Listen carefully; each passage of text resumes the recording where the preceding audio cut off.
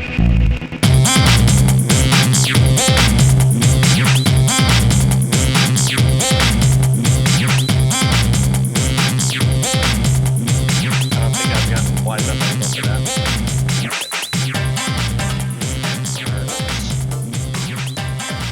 everyone, welcome back to another episode of I Can Do This All Day. I'm Dan, the part-time Avenger. That's Mark, the resident Jedi. Hello there. Today we've got an awesome episode. We have the most recent of the MCU entries, Doctor Strange and the Multiverse of Madness. Mark, why don't you talk about how we're going to break this down? We both saw it opening weekend, and I think we both have very strong opinions about this film. So we're going to walk through it very similar to the way we walked through the original Doctor Strange in a previous episode. We'll talk about setting. We'll go through, just plot, what we thought, what stuck out to us, which I think will be interesting, to see what each person forgot. Talk through some of the supporting characters and elements, and end with our stamp of approval or disapproval. But we'll get there. So I want everyone to know who's watching and listening that Mark and I have not said a single word to each other about this movie. A little bit beforehand, but literally maybe 30 seconds of thoughts on this. So there's a lot of fresh takes and opinions on this movie that we will be hearing for the first time with each other, which we'll be sharing with you. But Mark, why don't we kick things off with you? When did you see it, and what was the ambiance like? I, as a card-carrying member of the AARP, went to a 1 p.m. showing on a Friday. It was IMAX because it was the earliest. We had to find a babysitter, but me and my wife went. It was about a half full theater, but there were definitely some goons in there really psyched up to see some Marvel. The Marvel banner hit the screen, and some guy yelled out really excited. I don't think he yelled out again, but there was at least a crowd there that was there to see it, not just to get out of the house. What about you? I saw it on Saturday morning at 9:45 a.m.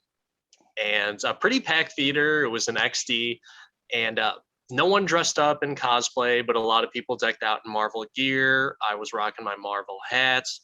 My boys were rocking some Marvel apparel as well, too, along with my wife.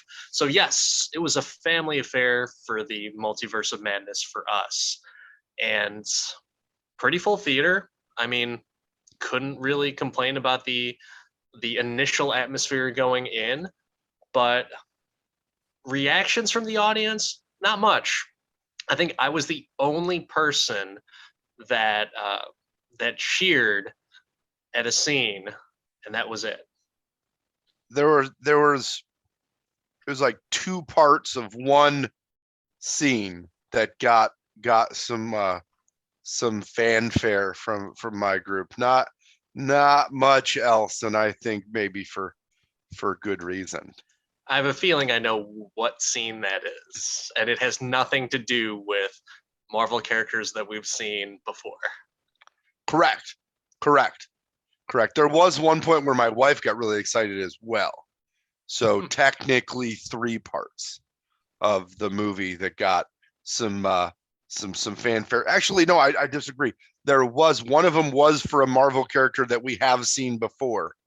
Just sporting some gear. I know exactly who you're talking about. So very cool. Let's kind of talk about the plot. All right, so right off the bat, we see a version of Doctor Strange it looked pretty cool. I thought he looked really, really cool, and it looked like he was jumping through what seemed to be like the Dark Dimension. I don't even remember really exactly where they were, but he's jumping around with a character we've never seen before. That's America Chavez, and Doctor Strange dies right off the bat. What did you think of that opening, and did you think it was the right opening?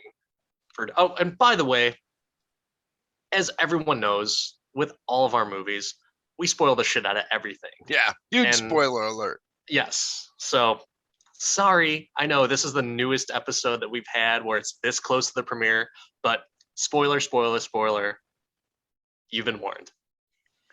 If you haven't seen it by now, why are you even listening to us? I like to refer to this as Three Ninjas Doctor Strange or Tum Tum Strange because he had the headband and the little, he just seemed very 90s ninja Doctor Strange, which I thought was really funny.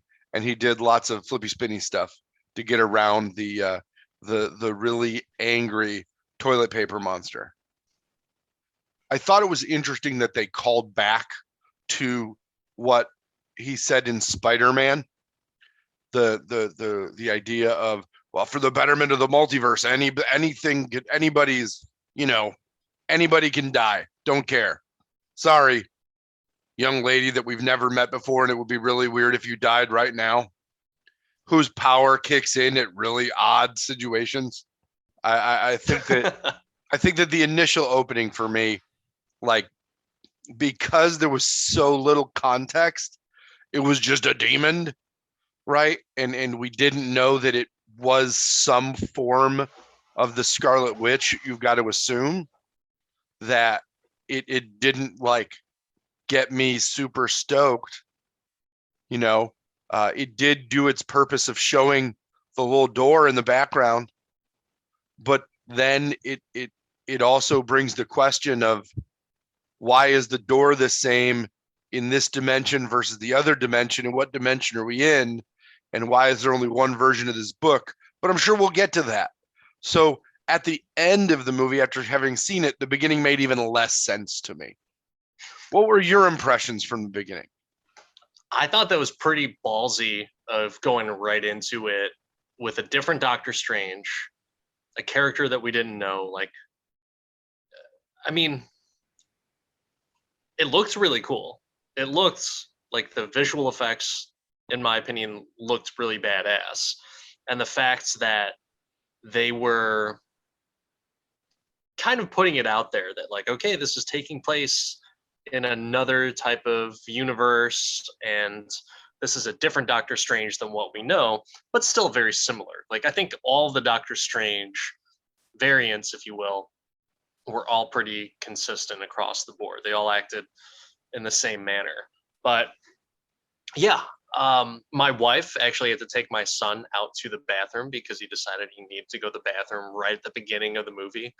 And I told my wife, like, by the way, you didn't miss anything. Doctor Strange and America Chavez were getting chased, and Doctor Strange died. Welcome to the movie, and that's it. So, yeah, I don't know. I didn't think it was like a bad beginning to the movie, but I just didn't know, like, holy shit, where are we going from here? What does this all mean? And who the hell is America Chavez? That's one of the things that I just had no idea about, and I was curious. Yeah. So what did you think about, so this is Sam Raimi's first MCU entry. What did you think about him? And for his background, his horror genre, along with the Spider-Man movies as well too, was it all that you wanted from Sam Raimi? I think that I think we talked about this before. I love me some Sam Raimi. I'm a huge Sam Raimi fan, from Evil Dead 1 through all of those movies. I liked his Spider-Man, but I just enjoy Sam Raimi in general. So I found this to be more of a Sam Raimi movie than like a Marvel movie in some cases. Is that a good thing or a bad thing? For me, it's a good thing, I think, but that only goes so far. Like, Sam Raimi has never delivered us, a Citizen Kane type film. They're usually like campy and kind of okay. Only some people enjoy them, and only for some of the Sam Raimi stuff. There's never been like a that I can think of, and I can look, but I don't remember there ever being this crazy Sam Raimi, absolute hit wonder, amazing film. Like, not any Oscars in Sam Raimi's cabinet. The four movies he's known for on IMDb are Spider-Man from 2002, Evil Dead, Army of Darkness, and Darkman. None of those like amazingly critically acclaimed films. That's your favorite Spider-Man right there. It is my favorite Spider-Man. So as I was walking out the theater, I had two people almost say the same thing. That one person was like, that was so Sam Raimi of a movie that Sam Raimi couldn't have even directed it. It was so Raimi. He literally said that. And then another person said, it was the Raimiest of all Raimi movies. And I was like, what the fuck? Like, these people weren't together. They all thought the same thing. And but there were so many Sam Raimi references in the movie. Yeah. And so I thought the same thing going through, like, oh, that's a Raimi touch. And most of them were not a good comment on that. Because there's a lot of stuff I don't like for Sam Raimi. And throughout the movie, halfway through, I was thinking, like, I think they got the wrong director. I just don't know if this was the right call. I don't think it's the wrong director. I think that you know what you're getting with Sam Raimi. He can film a superhero action movie. I think all of the parts of the story that the director influences, the visuals, the character motivation, I thought was good. I think they got a terrible writer. I think that Michael Waldron is the reason that this movie is nowhere near what it had the potential to be. Michael Waldron wrote Loki. Loki was great for a little bit. It did a little Loki thing, and then it just got weird, and nobody understood the end. And in general, not the brightest star in the MCU crown. Yeah, I can definitely agree with that. But I will say there was so much 90s Raimi flair in this, like the unnecessary rock music for no reason at all. Some of the camera work and campy stuff that Raimi's known for, but I just wish someone from Marvel would have been like, one of the producers would have just been like, Sam, we like your stuff. We want you to do something a little bit different here. Because I will say, some of the horror aspects of that movie, fan-freaking-tastic. When have you ever had a jump scare in a Marvel movie? Never. But that's what they wanted. They wanted him to direct a not so scary movie. Because this was supposed to be a horror movie. Yeah. It was not a horror movie. Mm. It was an action movie with a few jump pops. There was more than a few. Less than 5, though. Less than a handful. That's still 500% more than any other Marvel movie. And again, I thought that was good, but they weren't like scary jump pops. They were, they were like, it's coming to get you, like scaring a 5-year-old.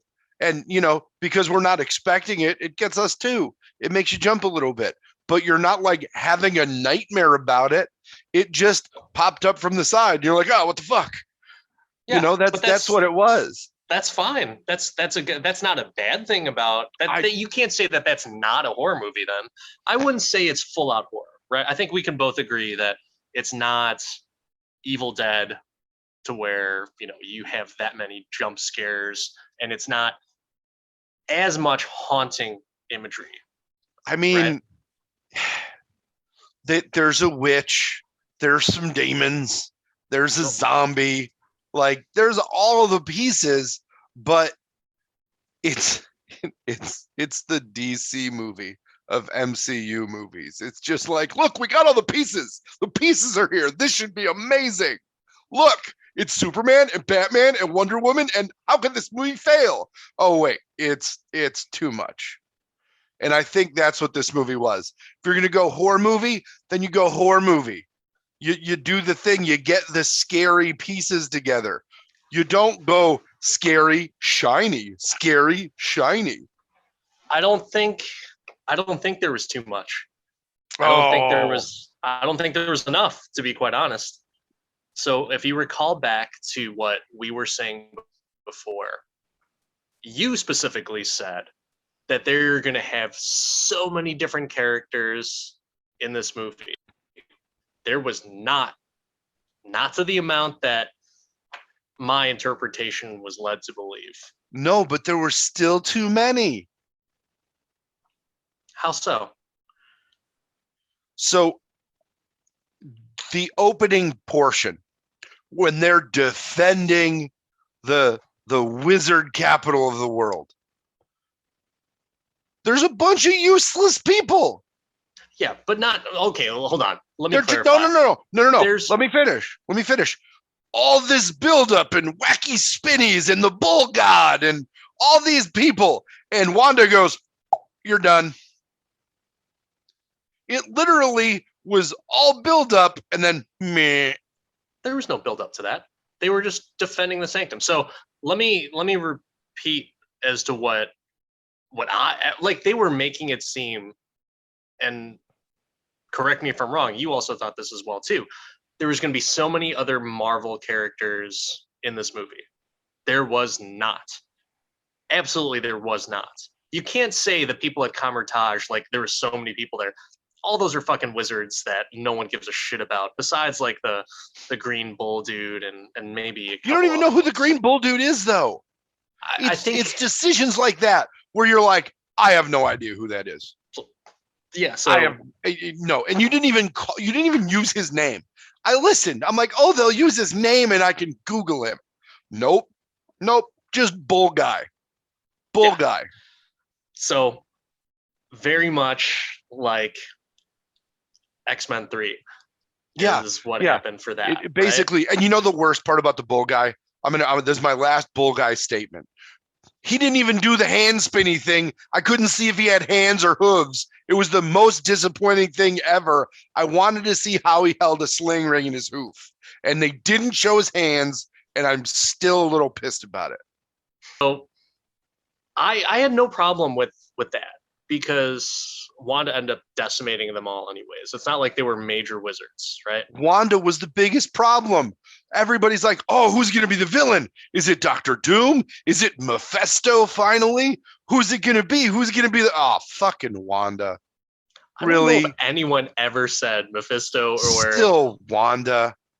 Definitely not Doctor. No one ever said Doctor Doom was. Oh, Doctor Doom was all over some of the rumors on this movie. Man, they were a bunch of idiots then if they thought Doctor Doom was coming in on this one. Against Doctor Strange just in his own movie. Like that's ridiculous. Is Wanda a Doctor Strange villain though? They've gone against each other quite a few times. That's the thing. Like, so I don't like the fact that Wanda was the villain. That's when the movie started to go downhill for me. I mean, when it was right at the beginning, though. Look at my beautiful orchard to look, this obviously radioactive red area I'm living in makes me threaten you. I will come for you. What? Really? We gotta. I wasn't a fan of that. Yes, she was reading the Darkhold, if I'm saying the right name, the book, right? She was reading it at the very end of WandaVision. And she hears her boys, right? So that's why she's doing that. So I'm thinking like, oh, cool. She's just finding a way to make this all real. But I will say, like, the whole dream thing, where if you have dreams, that's you in other universes. That was kind of a cool concept. Only cool part of the movie for me. That hit me good in the beginning, but then it was just like, oh. I highly doubt that was the only cool thing in the movie. That was where I started to be like, okay, maybe. But then they go into she read the whole Darkhelm thing. And then like she had the ability to just go visit her kids by doing the dream walking thing, but she didn't do that right away. She needed to have a fight with some wizards. And then eventually uses the dream walking thing, which she could have used to go visit her kids, to fight the wizards through the puddles. And then she eventually does the exact same thing to go visit her kids. Well, fight unnecessary. No. Lie. She could have lied to Strange and already been dream walking in her little shabby shack. Yeah, but the dream, that was the whole point. She didn't want to do the dream walking. She wanted to actually be there.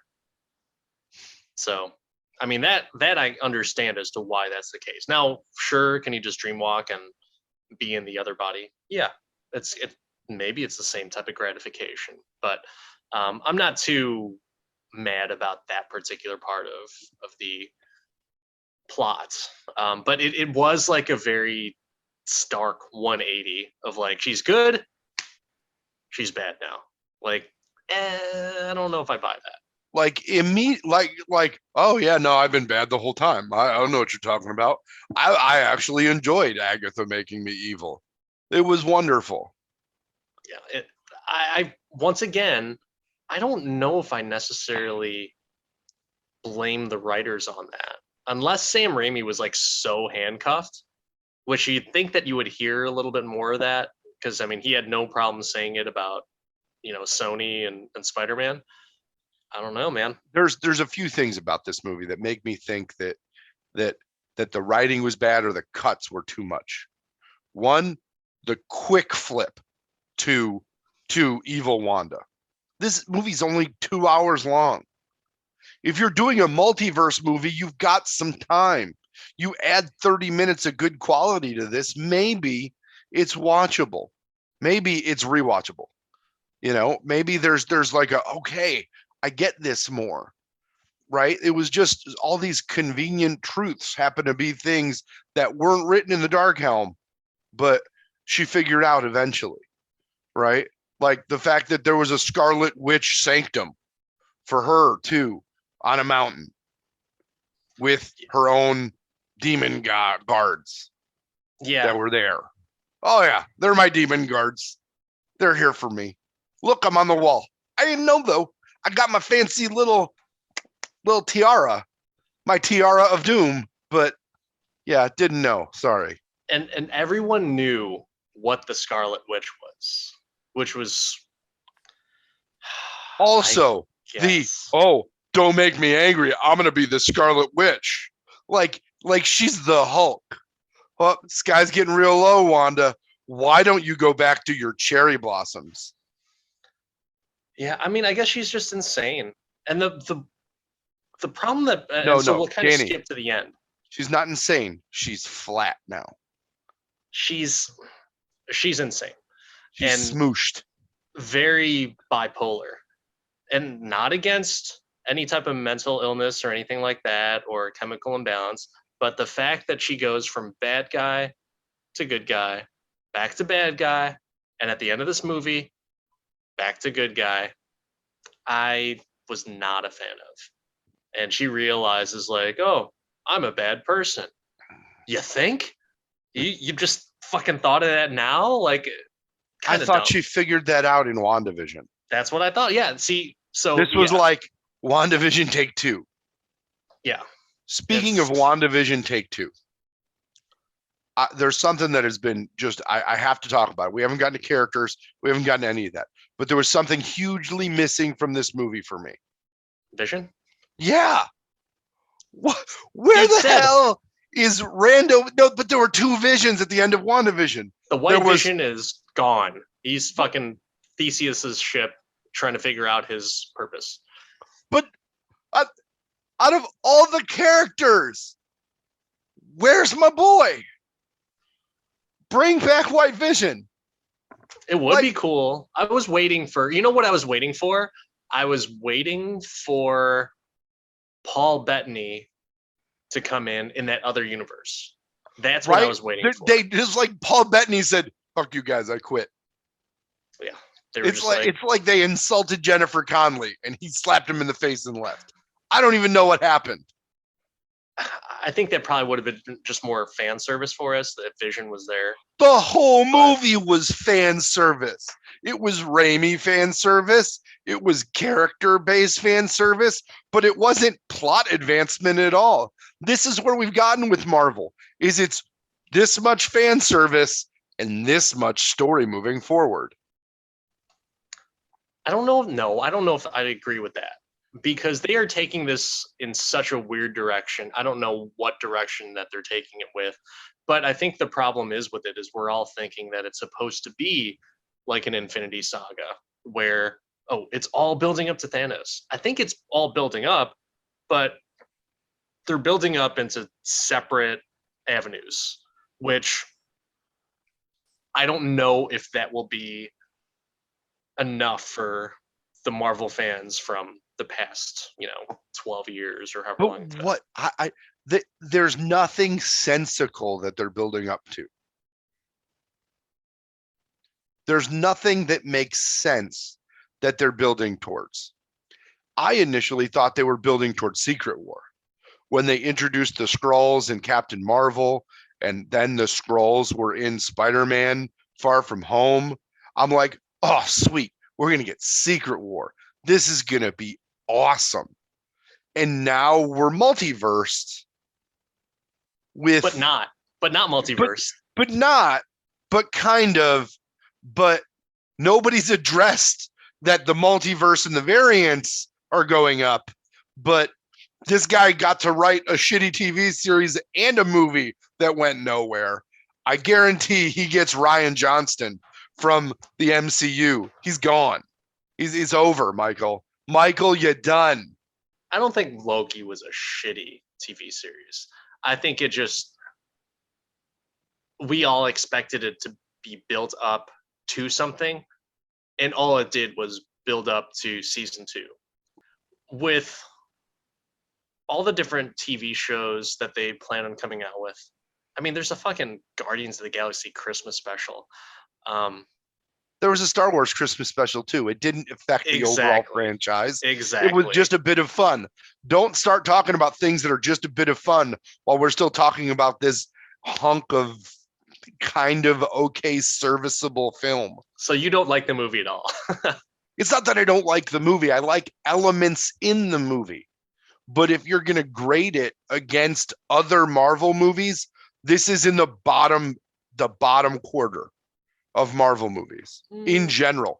Bottom quarter. Even with all the cameos, even with the fancy smancy things, I think they left so much on the table that they could have used that they just didn't. Half the plot elements or tools that we learned about in the first Doctor Strange movie with the mirror dimension and the flippy things and put them in the dark hell, they just didn't use it. They're like, oh, we're just going to stand here like we're defending a castle. It's Game of Thrones with wizards. And oh, we lost because she's a dragon. That's basically what happens. The Scarlet Witch is a dragon. Speaking about the characters, let's go right in and talk about the first character that we did not know, America Chavez. So what did you think about that character? There's zero character development for America Chavez in this movie. Did you know personally? No. Did you know no idea. Came in and said, it's Marvel. They're going to give me a backstory. They always got me with that backstory. And all I got was I sneezed and my parents disappeared. Like, that's what I got. I made my family disappear. I got Kevin McAllister with a pretty sweet 90s, like, drawn on denim jacket. Like, that's what I got with the Lisa Frank powers, right? She gets scared and stars show up and she falls into a different dimension. But then at the end, randomly, she gets all punchy and is now like Captain Marvel. And she's got like the glowing hands. Again, I know nothing about that character other than confusion. So did you like the character? I liked the actress. I thought the actress did a good job with screen presence, with feeling some of the emotions that she's said to feel. Like, I didn't mind the actress. You know who that actress was better than? Rachel McFucking-Adams. I mean, Rachel McAdams played Rachel McAdams, who plays Rachel McAdams in a lot of movies. Rachel McAdams the shit out of this role. Speaking of Christine, but I want to back up and get your America Chavez impression. I thought she was an okay character, and it felt a little shoehorned into me, like almost like, okay, we need a young female presence. I thought it was, we need a way to, we can't figure out a way in all these magic books to travel the multiverse, but this character just falls right into it, so it's perfect. Yeah, and you just got to scare her during a horror movie, which should have been way easier than it actually was in the actual plot. Yeah. Can we get a jump scare to travel? Can he just go boo and she like opens a portal? No, she's got to get like in peril danger. You know what it reminded me of is, and why I didn't necessarily like it, is it was like Rey in Star Wars. That's exactly what it was like for me. Where she just, it's okay, you can use your powers. I can use my powers. And then she uses her powers. And by the end, she was beating up the fucking dark side. I love it. It totally makes sense. She punched Wanda right in the face. Oh man. I didn't draw that, but that's that. You got me. You got me. At that point, I was like, "Fuck me, man! Like we're falling down the Star Wars hole." And I agree with you. I like her as an actor and just the screen presence, but fuck, they really screwed the pooch on that one. Where it's just like, okay, Rey, use the Force, America, put your star portals up. Like, damn it. Son of a bitch. They could have made such a connection. Why did her parents have stars on their chest? Were they on Krypton? Is she the last daughter of Krypton? Oh, wait, no. This feels like a DC movie, doesn't it? Because we're just going to jam all the characters we can in it, and the plot's going to be really shitty, but we're going to say it's fine. It's fine. It's fine. Yeah. Oh, well. This was the DC movie of the MCU to me. I don't think it was that bad. I didn't think the Snyder Cut was that bad. This also had some great slow-mo shots as well. So I don't really want to talk about Rachel McAdams and Christine. I don't care about her. Do you? Did you notice any difference at all in her hair? Yeah, that's it. It's like a redhead. Okay, yeah.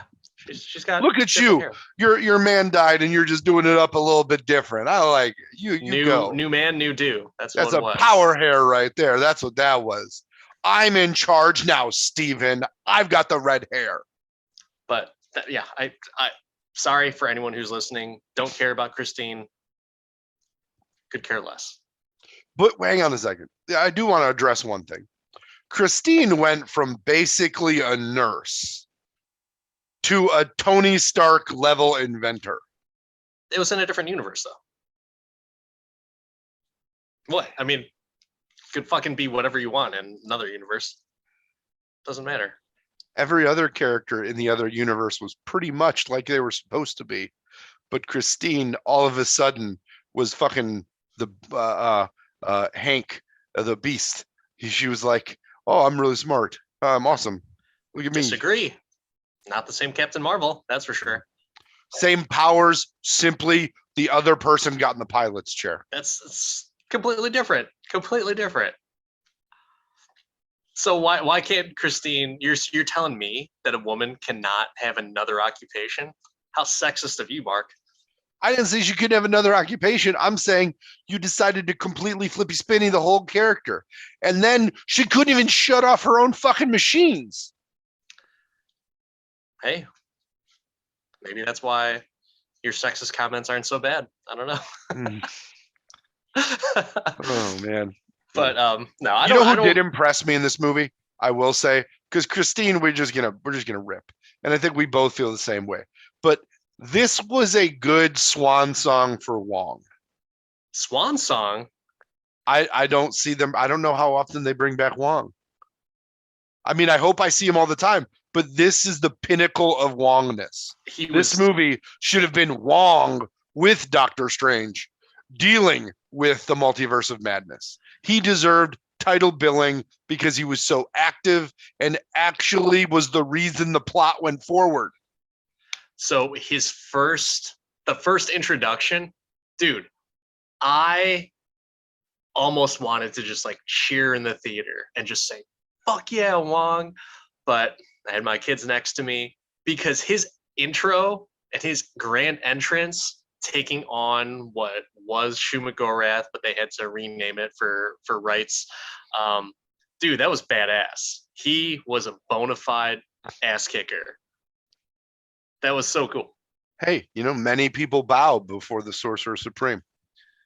Yes, and he was the Sorcerer Supreme in this one, and it was a cool callback where Strange also bowed to him at the end, which is some very good service before. Where once again, from our last episode in history of the character, he is not Doctor Strange manservant. He is the Sorcerer Supreme.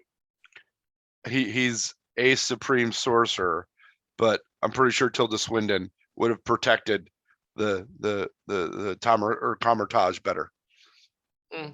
Should have put the bull guy in the right place with his fancy hoof ring, and they would have fucked some shit up. Wanda would have got gored. She would have pulled magic from the dark dimension, which is frowned upon. So Wong is a more... Wong knew everything about the dark dimension, even where the fancy bat cave for Wanda was. Wong knew it all. Don't make Wong out to be a saint. Saint Wong does not exist. He wouldn't have used magic from the dark dimension. Maybe he just couldn't. Or wouldn't. Hmm. I mean, I think that was pretty much straight up that no one wanted to know. When they found out the Ancient One was doing that, they were like, what the fuck is this bitch doing? But anyways, so yeah, Wong, complete badass. I thought he was, when he hit his neck up against that step, I thought they killed him. I thought that was it. I thought they $1 million babied him too. Yeah, for exactly. Sure. And I was thinking, like, my jaw dropped at that moment. I was like, they just fucking killed him. But it must have just that would have been the lamest death ever too. Right. Hey, I fell on a step. I slipped on a puddle. So speaking of lame deaths, then if you thought that if that would have killed him, you know who else died in the MCU that way? Who? It was John Walker's buddy, his little Falcon buddy. I can't remember the name of him. Oh yeah, that guy sucked. Lamar. Let's call him what he is. Token Bucky. Well, yeah, I mean that's what it is, but Lamar. And then, I would have thought that, no, Lamar got his ass beat by a girl. That's how Lamar died. Yeah. But I was hoping that if Wong had died, that would have been like a driving force for America to use her powers, not like a pep talk of, hey, you can use it. You can do it. Why? America didn't know Wong. Wong dying would have been a motivator to Strange, and he would have got promoted to Sorcerer Supreme because everybody else was fucking dead. Well, nothing else would have motivated her besides saying you can do it. I mean, you might as well should have had Rob Schneider in there and did a water boy. You can do it. That's about as he was actually in Dimension 718. Yeah. But fucking A, man. So yeah, Wong, I think we can agree, total badass. Wong got a glow up in this movie. Yeah. And rightfully so, because if he was, in No Way Home, he was the Sorcerer Supreme. Wasn't really treated like the Sorcerer Supreme. So here you actually get some good, Sorcerer Supreme ass kissing, if you will. Badass, Wong, good. Wanda, oh man. I mean, she was definitely... Wanda. I had enough Wanda before this movie. I had enough Wanda at the end of WandaVision. I'm like, good. She'll go to the cottage and just fucking stay there. Like, she was useless in Ultron. I'm out. Hawkeye had to give her a pep talk. Hawkeye. When the driving force behind your action is the Robin Hood of Avengering. Come on. I don't see a problem with it. So you just love to hate on the characters. That's what it is. I don't love to hate on the characters. I needed a plot device that was new or that brought something more to the fold. At the end of this movie, what had we really accomplished? We killed Wanda. That was it. supposedly. You're right. And they didn't even kill her. Wanda killed herself if she killed Right. herself. That's the end of that's all this happened.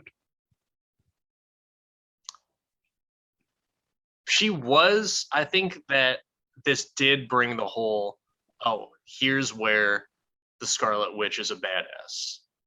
Because before it was like, yeah, she was a badass. And it was very evident when she was taking on Thanos. But with this one, I think that it's like, oh, okay, cool. Here's another taste of her grand powers. I think it was too much, and I think it was a little too soon. I think they could have built her up to be a bigger villain later on. I think they could have. So this movie, I think, was an attempt at telling another story about the impact of regret and pain. Right?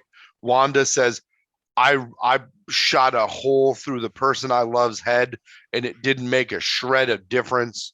Strange talks about has to go to Christine's wedding in his pimp suit with the coolest cape in the world as a pocket square, right? And he's just crushing some drinks, right?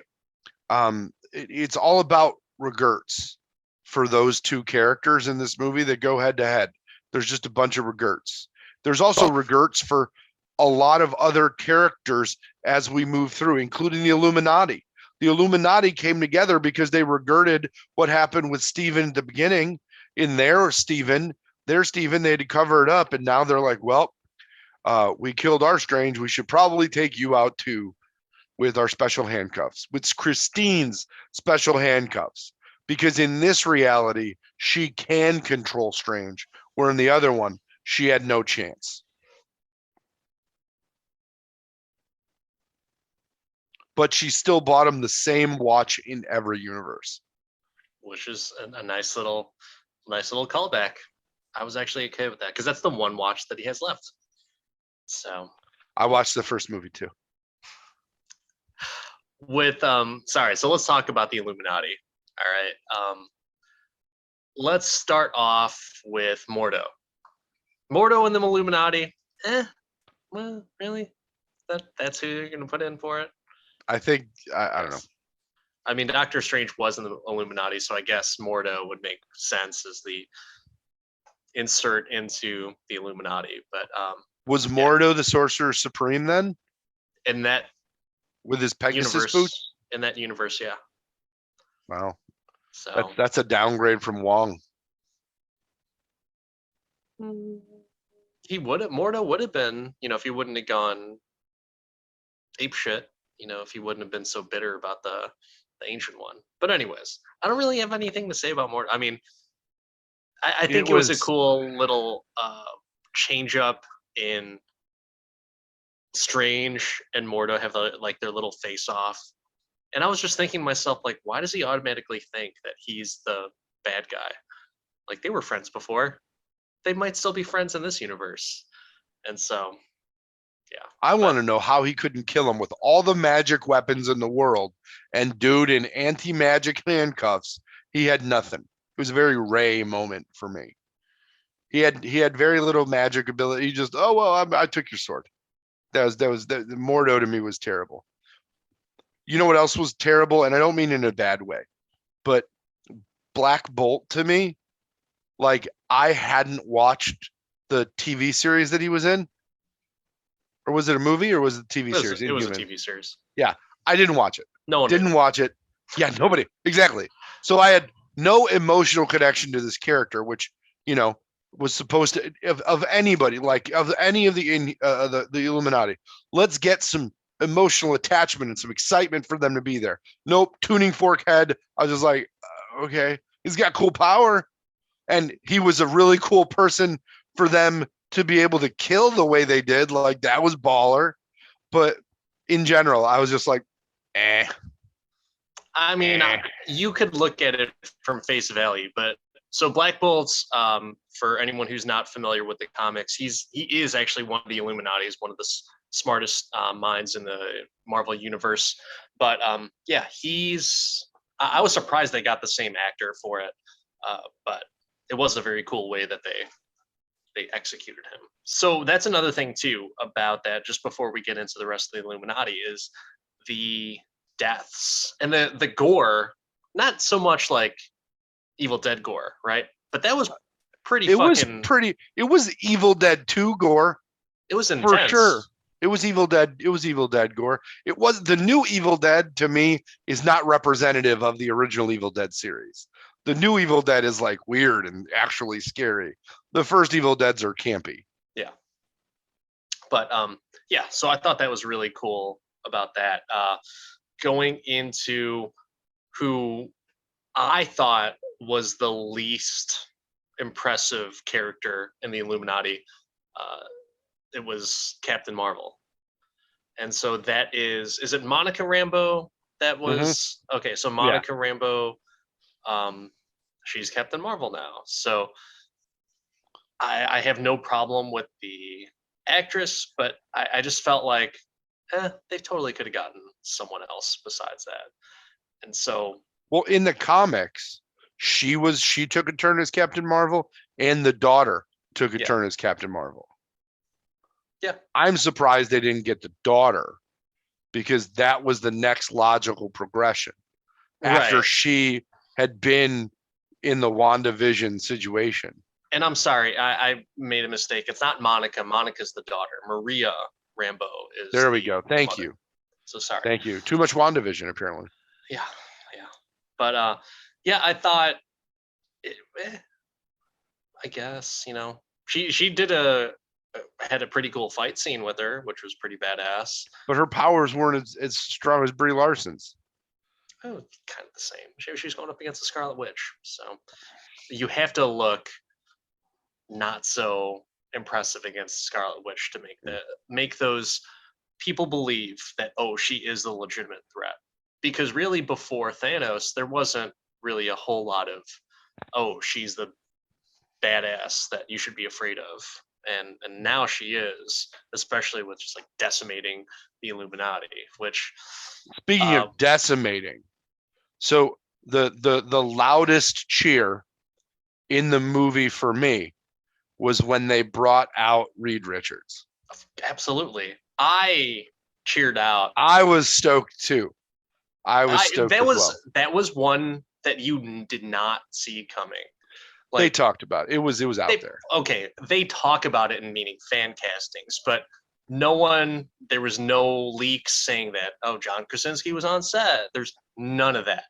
That was nowhere to be found. And so that was really surprising. That was a better kept secret than Andrew Garfield and Tobey Maguire, because there were talks about it. There were no scenes of them shooting.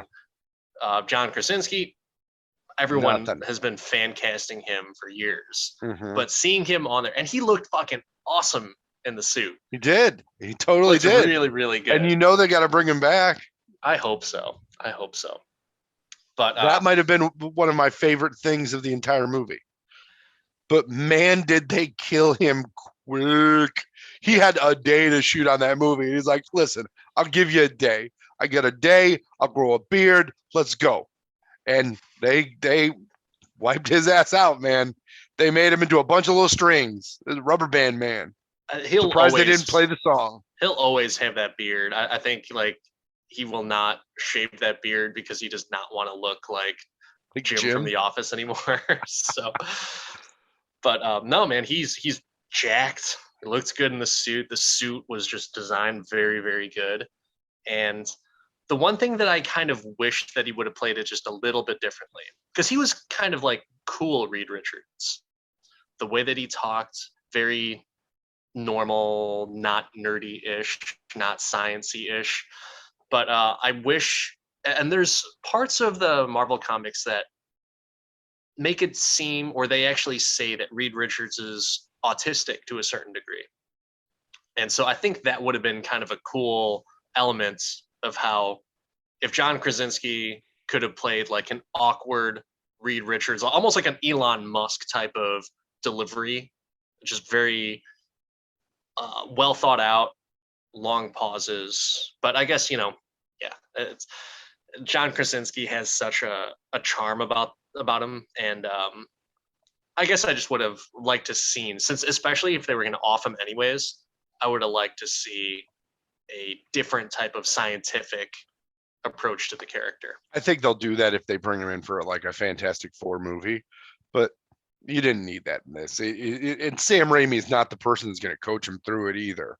Yeah. So you knew what you were going to get. You were going to get, hey, look, I'm stretchy and I'm in the Fantastic Four suit. You should be really happy. And everybody was. Haley Atwell, Captain Carter. I heard you cheer from many states away.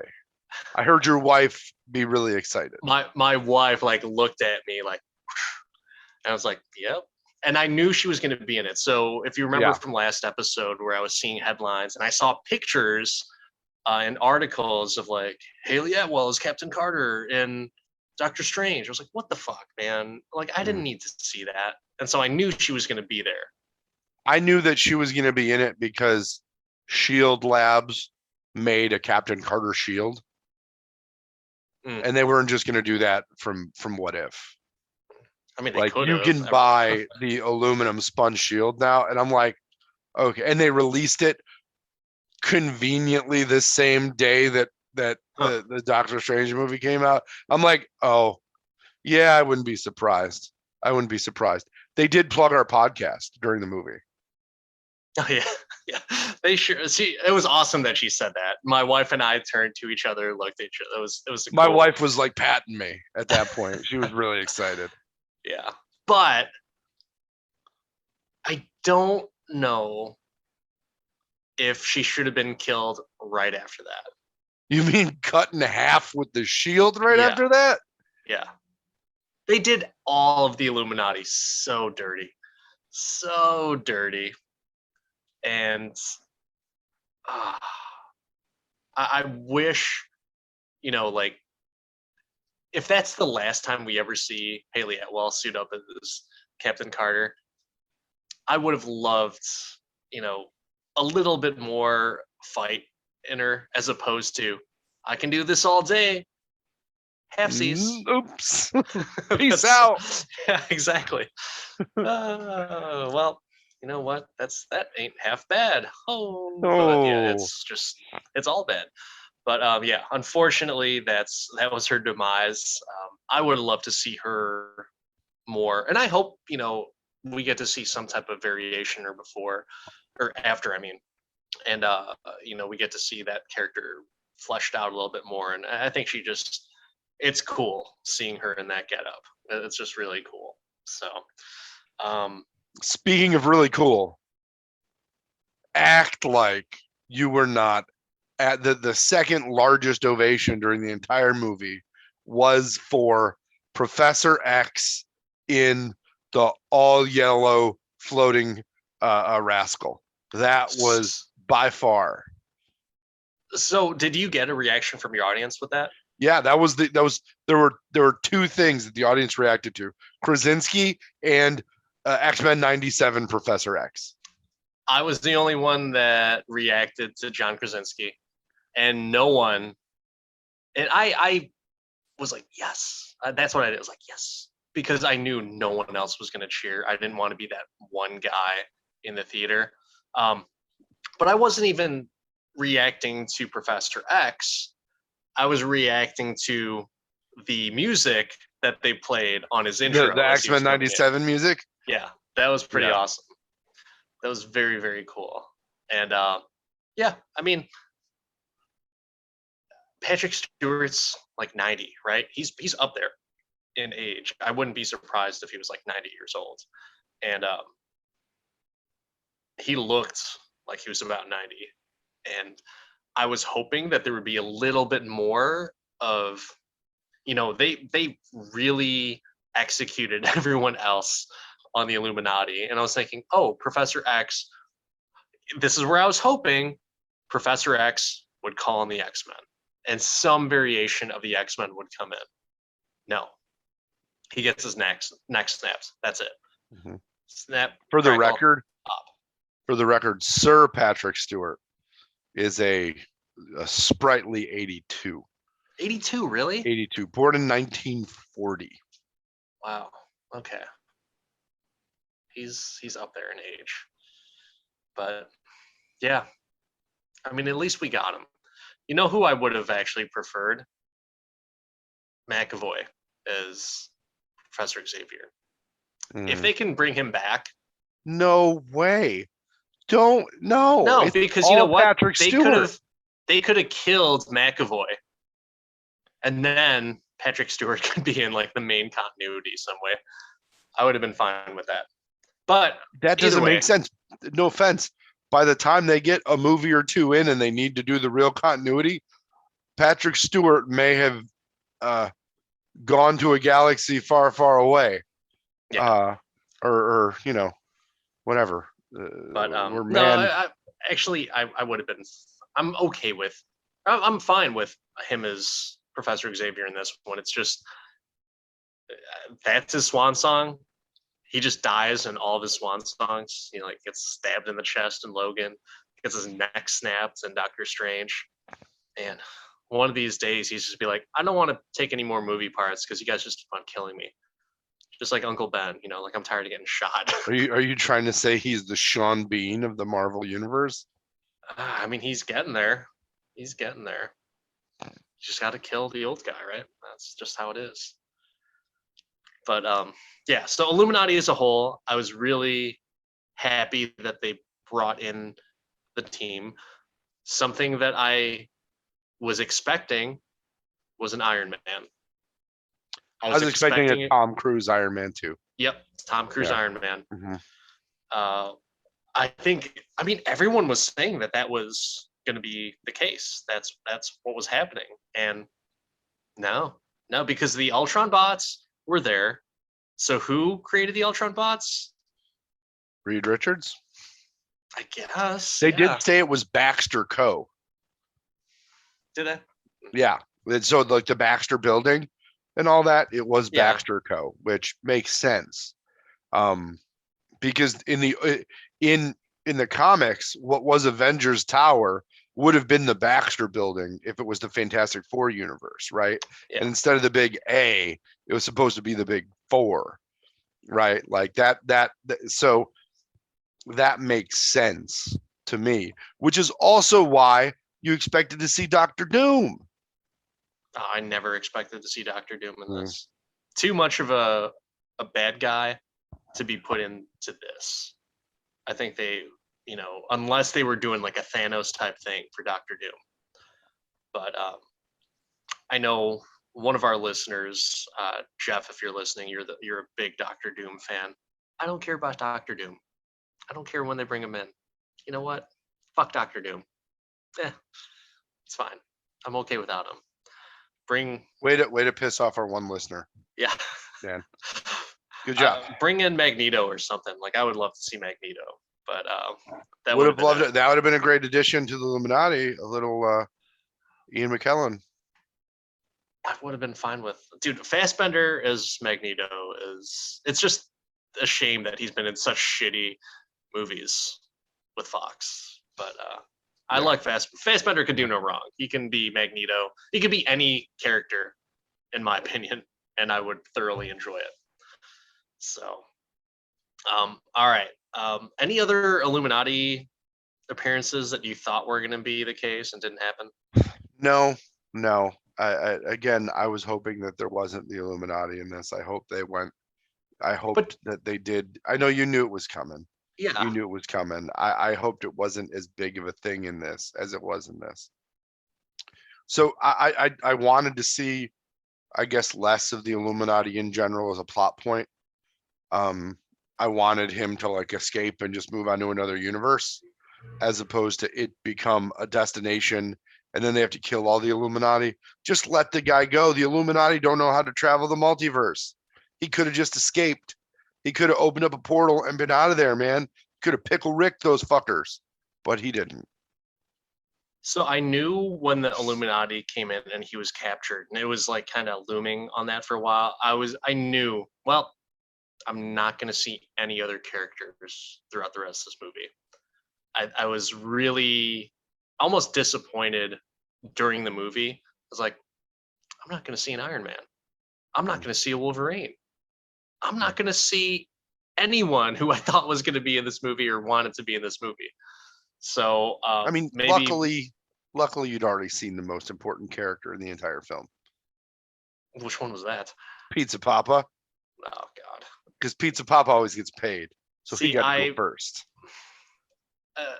Because I was never a big Evil Dead fan, I thought his cameos in the Spider-Man movies were like, oh God, why is this guy? They weren't again? meant to be good. Exactly, though. Like, I don't like that. I don't like the But fact they that you're were gonna put meant in, to build up to him being Mysterio, which would have been. but no, they weren't good though, because he was the announcer at the wrestling in the first Spider-Man, right? And then he was the theater guy, which made sense for Mysterio. That could totally make sense. Mhm. But I'm like, oh God. So when we brought in the Bruce Campbell cameo, I thought like, oh, Mark's gonna love the movie now. And I was just like, I've had enough of it. You know and the why I fact that love the movie?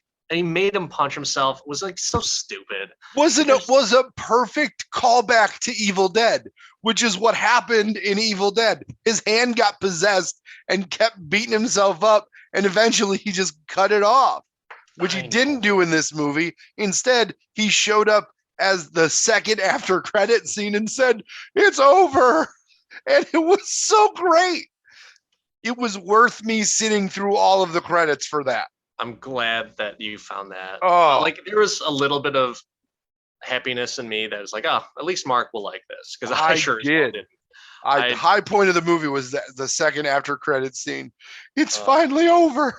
If then it's very apparent that you didn't like the movie. That's the highlight of the movie, because that was dumb as shit. I don't know, man. Speaking of that was dumb as shit, you want to talk about the highlight of the movie?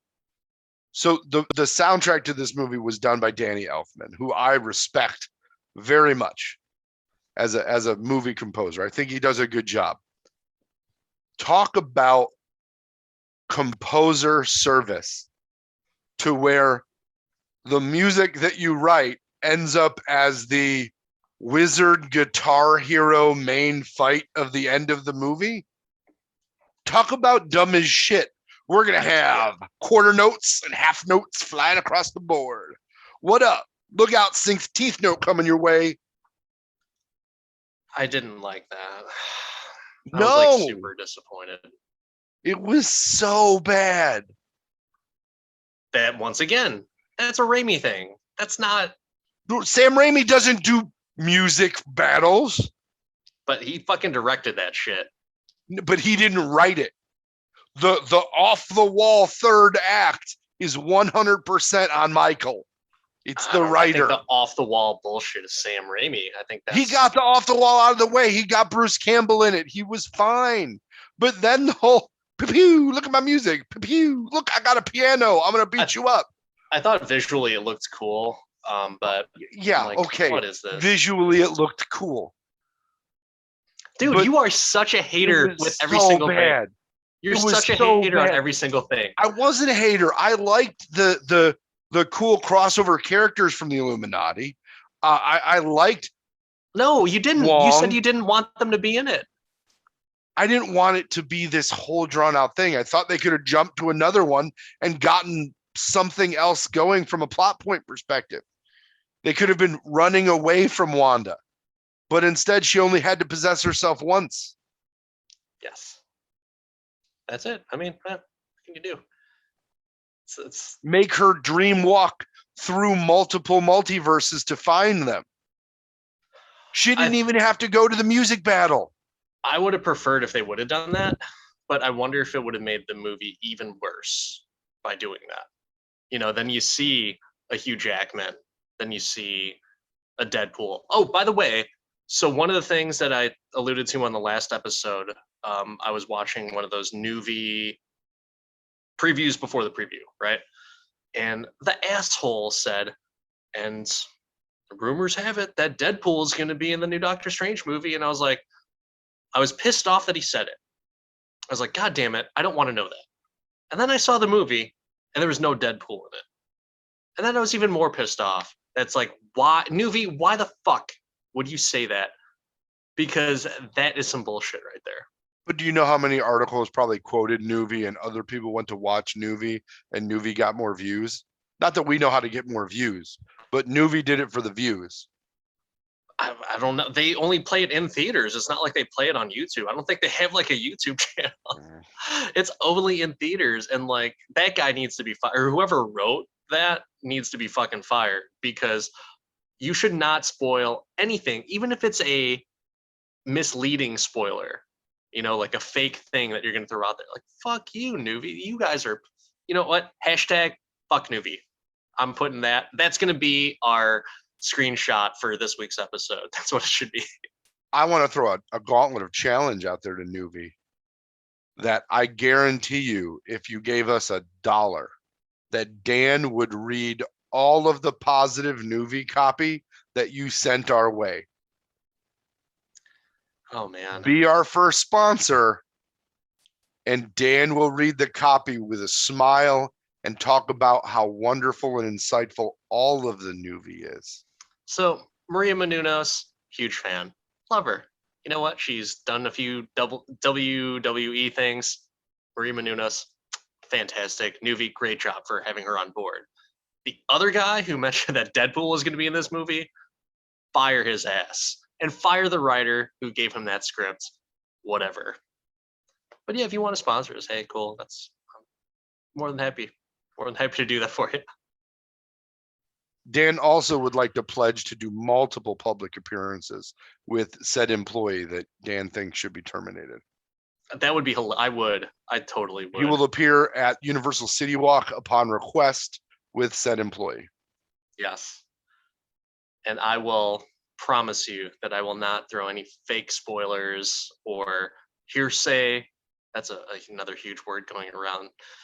No hearsay from us. And I can do this all day. Nothing but our unadulterated opinions.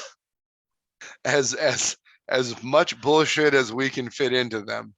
But none of it's hearsay. It is 100% bullshit. Exactly. There's a difference. All right. So I was bummed. No Wolverine. I thought for sure that was going to happen. Like, man, if they wouldn't have spent so much time in the Illuminati and they'd have pickle Ricked out of there, you could have got a Hugh Jackman scene in there. You could have got a Spider-Man in there. You probably could have even gotten Robert Downey Jr. to jump in for 5 seconds. They definitely wouldn't be able to afford that, because Robert Downey Jr. would have had to have been paid like $5 million for those 5 seconds. Yeah, or they could have just used old film from Iron Man. Doesn't matter. He still gets those residuals, baby. RDJ works it into his contract. Get that money. I bet you it's not in his first Iron Man contract. Not in the first one. Everything else after that, though. That's why he made like so much money. That's why they couldn't necessarily afford him after Iron Man 3. After Iron Man 3, he was going to be done. But they worked something out, and he still got paid a shitload on the back end of all the movies. So, Robert Downey Jr., why are you so selfish? But no, that's another thing that like a lot of potential rumors came out is because it was a Raimi movie that Toby was going to be in this. So Toby is Spider-Man. Were you bummed about that didn't happen, or were you expecting it? I mean, I didn't expect it. The only thing I expected was Bruce, and I got Bruce. I got the perfect amount of Bruce Campbell. Did you see his car? Reference. I think his car was the cart. Like, because it's not the car anymore. Like, they ripped it apart and used it like the chassis for things and stuff. So I could see them of making the pizza Papa cart out of it or something like that. Like that would have made sense to me, because it was an overly large cart. Gotcha. Okay. Yeah, Wolverine was a big one for me. I thought for sure that was going to happen. I didn't think that Evans would be back for Human Torch or anything like that. I mean, but any of the additional Fantastic Four, any X-Men, give me Storm. I don't care. Get Halle Berry's ass out here. I didn't even like Halle Berry's Storm. I thought Alexandra Shipp, the one who played the younger Storm in the Apocalypse movie, I thought she was really good. But yeah, maybe unpopular opinion on the Storm thing, but yeah, you know, it was not as cameo heavy as I would have liked. You know what I would have liked?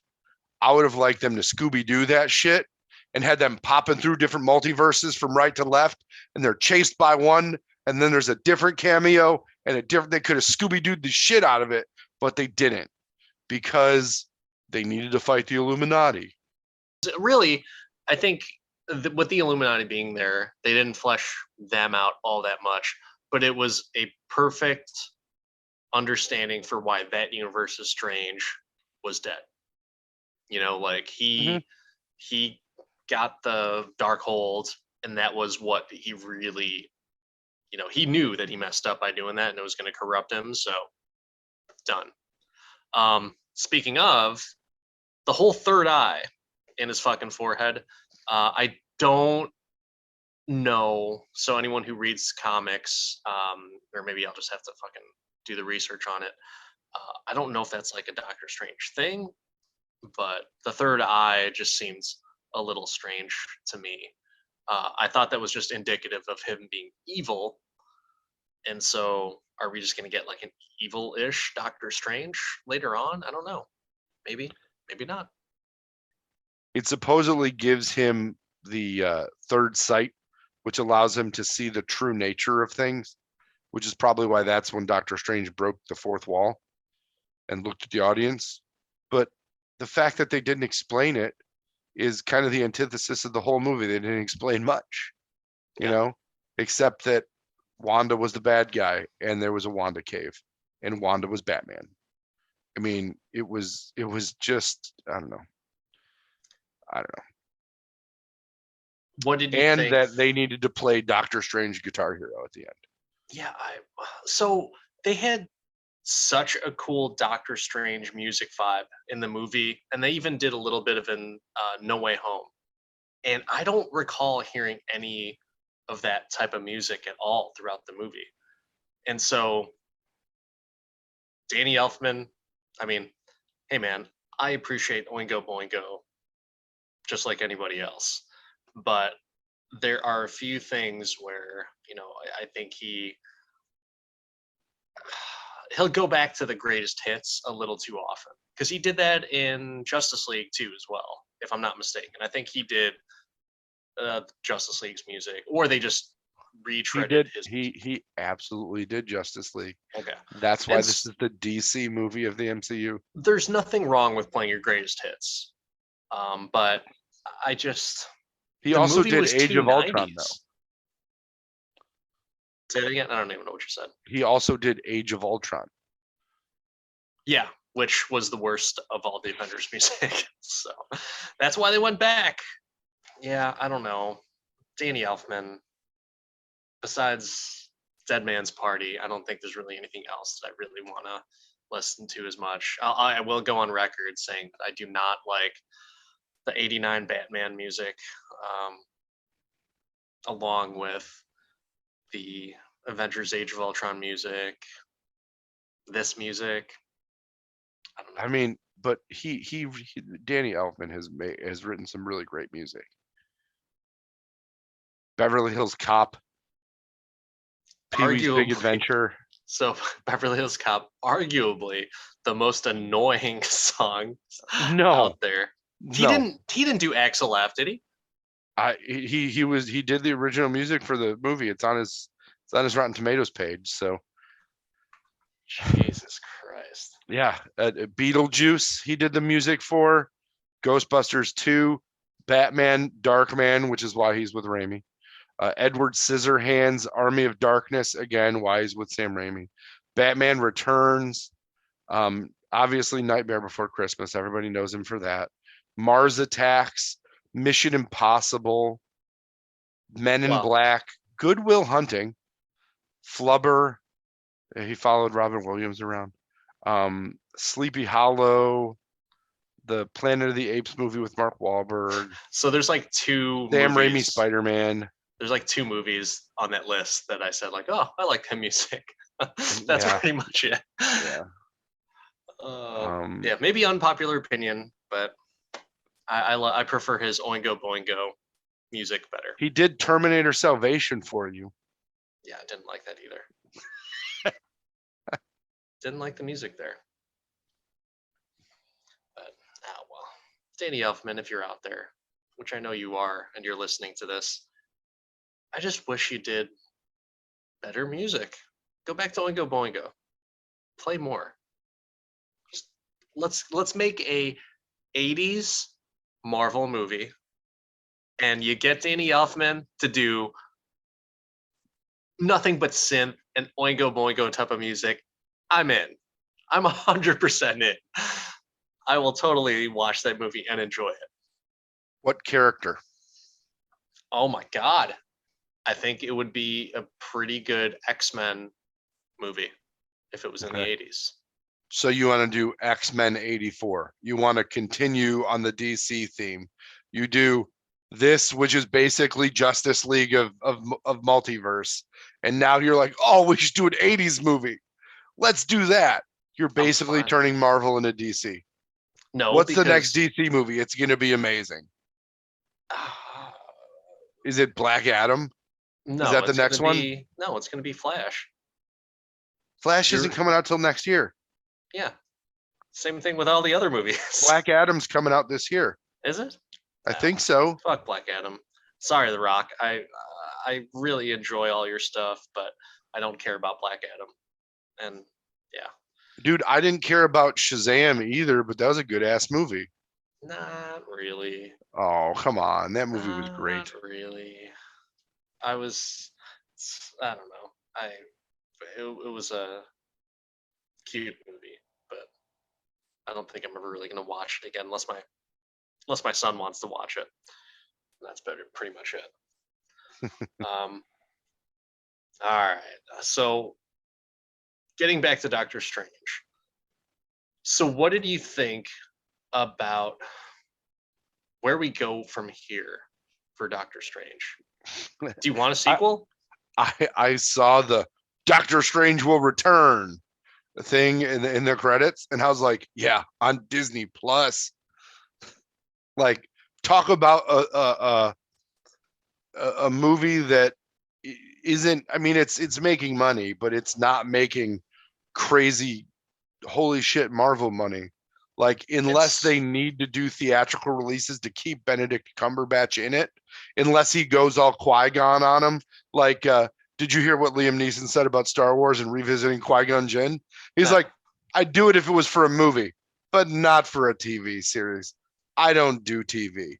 So if Cumberbatch is doing that, then yeah, they'll put it, it'll be out there, but it won't be like I saw in the credits that they got a gigantic tax credit from the state of Hawaii for putting their visual effects team there. Like, so they're taking advantage of every possible way to make these movies a little bit cheaper. So if they can figure out a way to make a cheaper Doctor Strange movie, then they'll put him back on the screen. But I just can't see them doing another movie with him. I can't. I mean, just can't. I think they're going to. That's without question. I mean, Doctor Strange is one of the last big superheroes from the whole Infinity Saga. So I mean, he's going to be in it. It's just what type of movie is he going to be in? Because I don't think they'll do a Doctor Strange 3 just yet. I think what they'll do is, almost Spider-Man No Way Home it, to where it's like, okay, he's going to partner up with Thor, the Guardians, whoever. But yeah, I mean, it's been 6 years since the last Doctor Strange movie. And this wasn't ready to come out in 2022 or 2020. Like, I don't think this release date was as affected by the pandemic as like Black Widow. No, it wasn't, but it was delayed. I think it was pushed back like 6 months, just like every other Marvel movie. Yeah. So it still would have been almost 6 years. Yeah. And rightfully so, though, because he had multiple appearances. He was in Infinity War, Endgame, Thor. So yeah, I mean, he didn't need to make an immediate sequel. So if he goes into all those other movies that are going to be coming out, yeah, that makes sense. But I think they are still Doctor Strange, 450 million worldwide. I mean, it's pretty darn good. I think the Thor movie is going to be the one that makes more money than this, and is just all around better. While I this think wasn't I a mean, terrible movie, this is not. Again, I think it's a bottom quarter when it comes to Marvel. I think based off of just the not I can't say originality, but based off of how different it was, it will still outpace some of the other movies. But yeah, I don't know, maybe bottom half. I don't know about necessarily bottom quarter, but yeah. The thing is about all the Marvel movies, to be quite honest, I'll watch all of them. I'll watch Yeah. all of them. You know, there's none that I really disliked that I was like, I will never ever watch that again, with the exception of Black Widow, which I already my stance kind of switched up a little bit after I watched it a second time. It's not as bad as I thought it was, but I think the theatrical release has something to do with it. Excuse me. The theatrical release has something to do with it, but also I just don't know if Scarlett Johansson could be the one character to headline a movie. I love her as a character, but see, I like Black Widow. There's one Marvel movie that I'm not interested in turning on ever again, and that's Eternals. Yeah, no interest. I mean, fair. It's fair. None. It's a long movie. Yeah, it's just this really movie is going to be more of a YouTube clip as opposed to a full thing. Like, you're going to want to watch the Illuminati scene and get your fan service, but in general, a lot of the movie's disposable in my eyes. You know, yeah. I like that because the it doesn't plot came matter. back and tied back to the door that was in the background. And it was like, oh, they came the other way around but then where's the demon? Like, where's it just, again, and you're right, it didn't matter. Nothing in the fucking movie matter. The demon's dead. Strange killed it before she left. Yeah. But I mean, once again, it doesn't matter. No, I would have liked to see. It would, you know what? I'm going to mark Bernard in this a little bit, and I thought I already did well, with the Pickle Rick. yeah, but this is how he could have made it a little bit better at the very, very end. Shout out Mark Bernard. Yes, he also listens to the show, but I think that it should have been something to where there's a time jump, right? And and we didn't even talk about one of the post-credit scenes with Charlize Theron. So her coming in is Clea, who in the comics she actually marries Doctor Strange. That's kind of cool. She can do no wrong. She can be in whatever movie that she wants. I'll enjoy it. I'll probably watch it.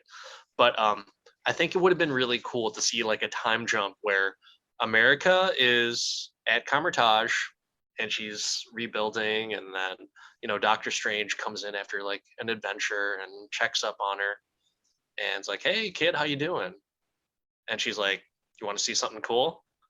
And then she opens up a portal, and whoever's behind in the portal, whether it's a different version of the Avengers, the X-Men, Fantastic Four, whoever, it would have been so cool to be like, "Hey, you want to see something cool?" Boom, opens up the portal, and then Strange sees like this whole other universe that's just like fucking badass. And that's where I would have liked it, because then once again you open up the door to the multiverse, and it's not just out of nowhere. It leaves the door open. It leaves a thread. And I don't think there is a thread now. Like, yeah, she's there. Yeah, she's going to work on her powers, but like there's no reason to go back to that. There really isn't. Unless there's a Loki season 2, but then again, how do you bring those characters into the multiverse? there's not. You're right. I mean, they've got. They could have used the Loki like characters in this as well to figure the multiverse happening of it, right? There's really nothing else. I mean, what's coming out? Thor not going to be a multiverse thing unless that's Jane from a different reality. Like that could be cool, but I don't think that's the case because it's his reforged hammer. Yeah. So that's not in the multiverse. That's in the Thorverse. And for the record, that is going to be a way better movie.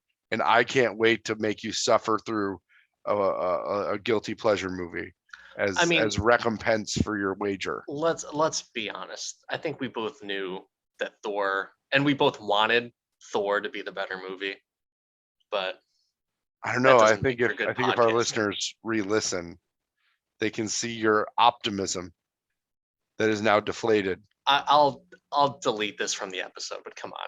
The only reason I picked that is because I knew you were going to pick Thor. I'm like, I have to pick Doctor Strange. It's okay. But anyways. It's okay. Yeah, anyways. I think that you're going to get Thor that's not going to be multiverse. I don't think Black Panther is going to be multiversed. Like, I don't think there's anything else coming out this year that is going to be Marvel that's going to be multiversed. Yeah, I don't know where. So where does Marvel go from here? I've seen like a few message boards and Facebook groups as to like, oh, we kind of always knew that everything was going towards Thanos. I don't know where the fuck this is going. I don't even know how they're going to put Moon Knight into the end, like how they're going to integrate that character with the rest of the characters. What they're going to do with Miss Marvel. Like, I love that they've got a diverse cast going into that movie, and they're giving, you know, the Pakistani girl like the powers, and it's going to be, you know, like that's great. But how does it go into the bigger picture? None of the Disney Plus shows so far, other than WandaVision, have paid into the bigger picture yet. Yeah. Falcon and the Winter Soldier, nothing. Loki, the movie that Loki should have been a part of, nothing. Like, you could have pulled Loki into this easily. He even knew Doctor Strange. She-Hulk. They're bringing the actual Hulk in. They're bringing Ruffalo into it, you know, this year. He's Smart Hulk in that. I don't think the Guardians holiday specials happen in the multiverse. Maybe in Quantumania, but that's also a silly bug type movie. So I'm not super into it. I don't know. And no one really fits together. So I'm not saying I'm disappointed or I'm let down by the movie. I don't think it was the best movie. I still enjoyed it, right? Like, I mean, it's a Marvel movie. I still enjoyed it. I don't know where it ranks on all of my lists of if it's low, if it's in that bottom quarter. I think I'm kind of leaning towards that bottom half. But if you ever want to do a 10-hour podcast, I guess we could rank all the fucking MCU movies, but I don't think that's ever going to happen. But I think when it all comes down to it, Doctor Strange 2 in the Multiverse of Madness. If you are expecting the Multiverse of Madness, expect one other universe of madness.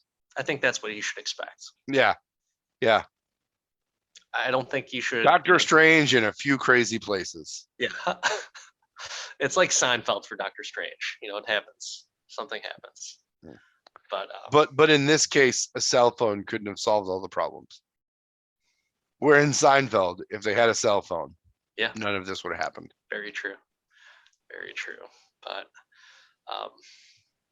Doctor Strange, I will look forward to seeing him. I think Benedict Cumberbatch is just he plays the character well, and it makes me like Doctor Strange. Just like RDJ made me like Iron Man, he makes me like Doctor Strange. So I'll watch any movie that he's in. But I'm concerned about the consistent deviation from the bar set in the first movie. I don't think any Doctor Strange performance since 2016 has met that mark again, including this movie.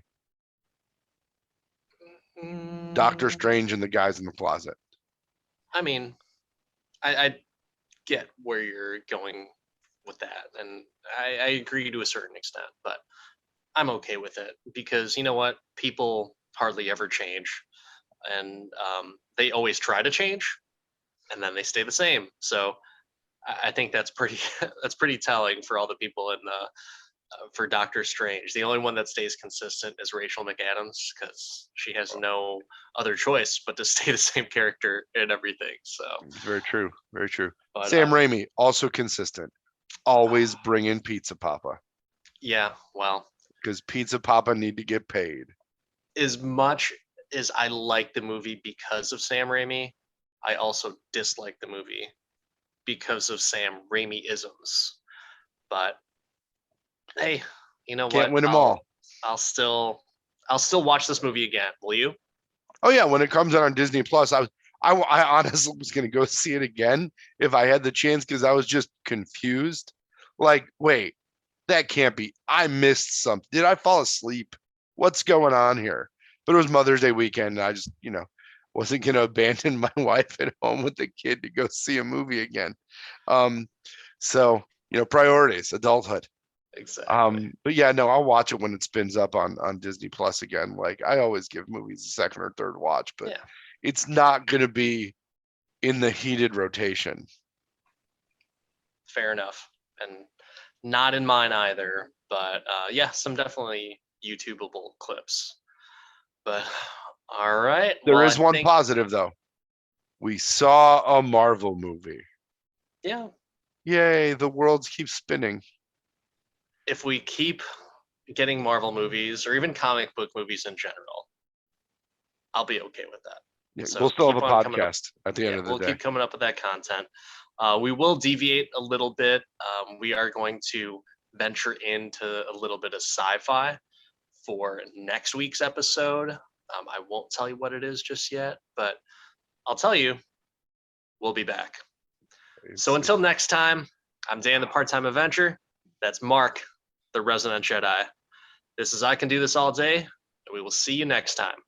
Like and follow. Watch us in multiple places. Tell your friends. Tell everybody. Good night, everyone.